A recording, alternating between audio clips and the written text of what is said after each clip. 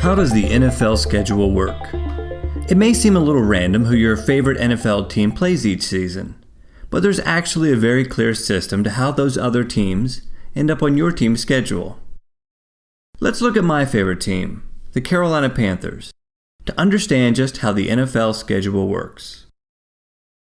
There are 17 weeks in the NFL season. With one of those weeks being a bye week, my Carolina Panthers play 16 games each season.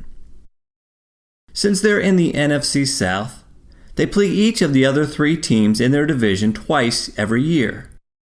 So that's 2 games every year against the Saints, 2 games every year against the Falcons, and 2 games every year against the Buccaneers.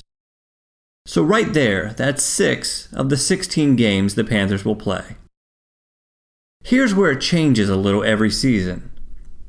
The Panthers are in the NFC, but each year they will play all 4 teams in one of the 4 divisions in the AFC. This season they'll play all the teams in the AFC West. So that's 1 game against the Broncos, 1 game against the Chargers, 1 against the Chiefs, and 1 game against the Raiders.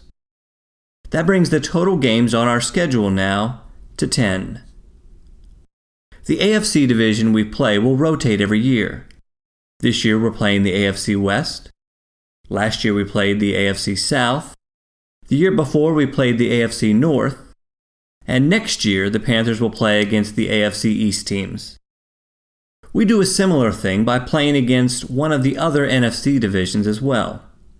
This year the Panthers will play all of the teams in the NFC West.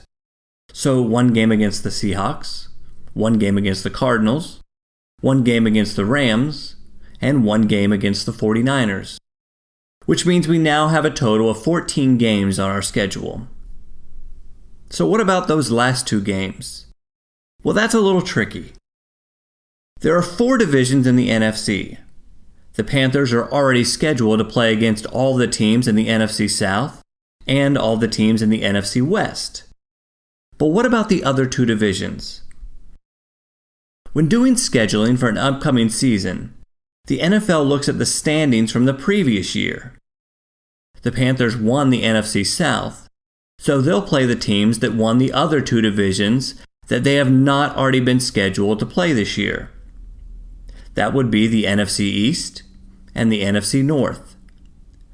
So the Panthers will play 1 game against the Washington Redskins, since they won the NFC East last year, and 1 game against the Minnesota Vikings, the team that won the NFC North.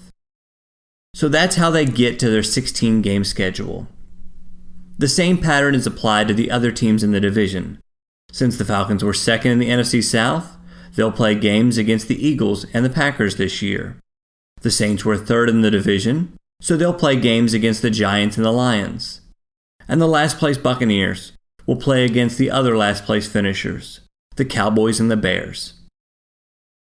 While it does seem a little random at first, I think it's pretty clear to see that the NFL has a clear plan to follow when it builds its team schedules every season.